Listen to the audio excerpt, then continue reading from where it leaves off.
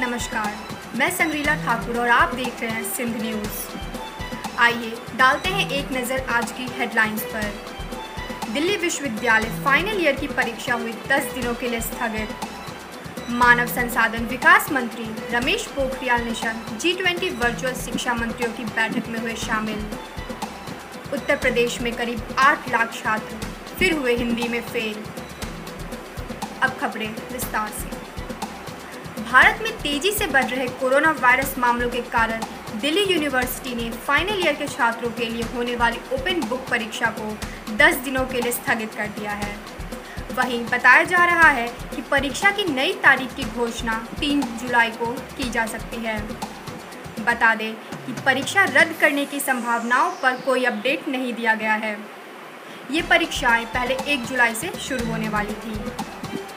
Delhi university ने corona virus की मौजूदा स्थिति को देखते हुए शनिवार को परीक्षा को स्थगित करने का निर्णय लिया है।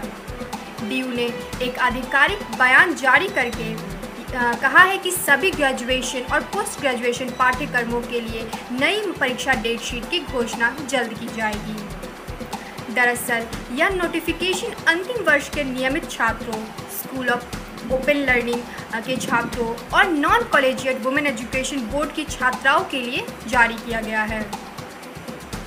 गौरतलब है कि 1 जुलाई से होने वाले फाइनल ईयर की ओपन बुक परीक्षा का छात्र अध्ययन सामग्री की ना होने और इंटरनेट कनेक्टिविटी की कमी जैसे मुद्दों का हवाला देते हुए विरोध कर रहे थे।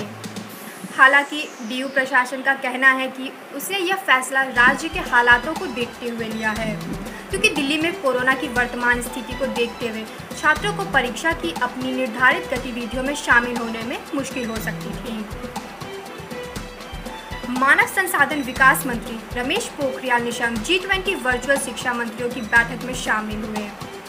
यहाँ उन्होंने जानकारी दी कि सभी ई संसाधनों को एक ही प्लेटफॉर्म पर लाने की कोशिश की जा रही है और इन्हीं कोशिशों में भारत सरकार प्रधानमंत्री ई विद्या कार्यक्रम शुरू करने जा रही है।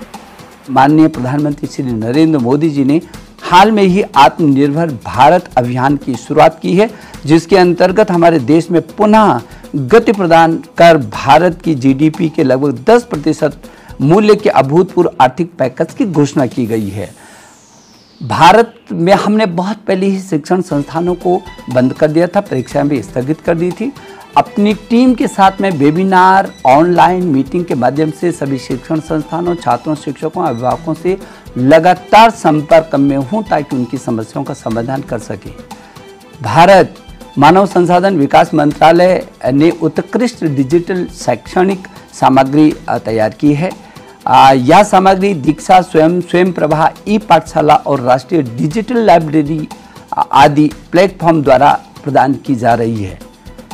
जिन विद्यार्थियों के पास डिजिटल संसाधन उपलब्ध नहीं है, उन अंतिम छोर तक के छात्र छात्राओं को स्वयं प्रभा के 24 घंटे चलने वाले DTH चैनलों के माध्यम से शिक्षा प्रदान की जा रही है ताकि कोई भी बच्चा शिक्षा से वंचित न रहे।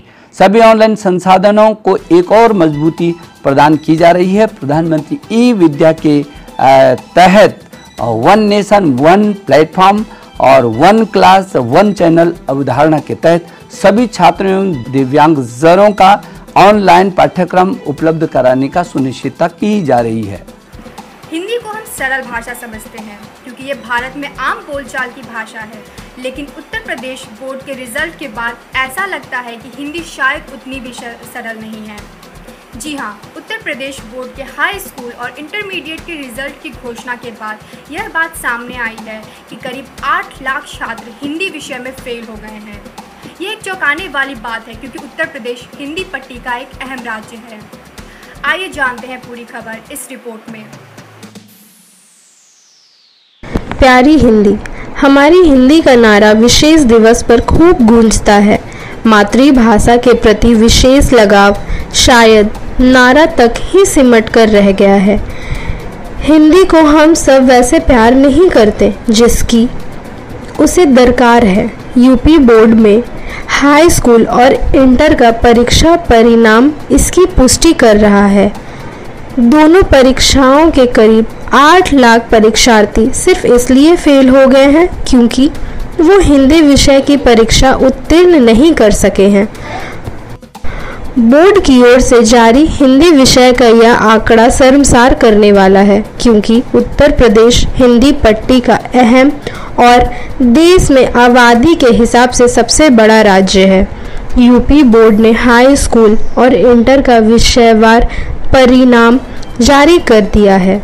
इंटर की हिंदी परीक्षा में 1,08,207 और सामान्य हिंदी में 1,61,753 सहित कुल 2,69,960 परीक्षार्थी अनिवार्य प्रश्न पत्र में उत्तीर्ण होने लायक अंक नहीं ला पाए। आज के लिए इतना ही।